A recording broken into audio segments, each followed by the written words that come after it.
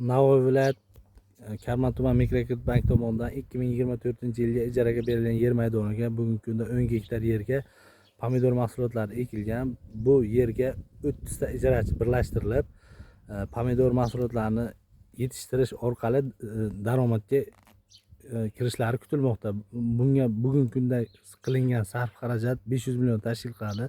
Kelgusida kutiladigan daromad 1 milliard 500 million. Bugungi kunda barcha agrotexnik tadbirlar amalga oshirilgan. Ekinlar holati yaxshi, hech qanday ekinlarda masala yo'q. Xudo xolasa hosilni terish muddati yaqinlashmoqda. Muddati bu iyunni 15larida hosil yig'ishtirish boshlanadi. Buni ikkinchi ekinga, ya'ni takroriy ekinga, serhosil, serdaromad ekin sifatida buni pomidorni yig'ishtirib bo'lgandan keyin shalg'om mahsulotlarni ekiladi. Undan ham yuqori hosil Xudo xolasa kutyapmiz.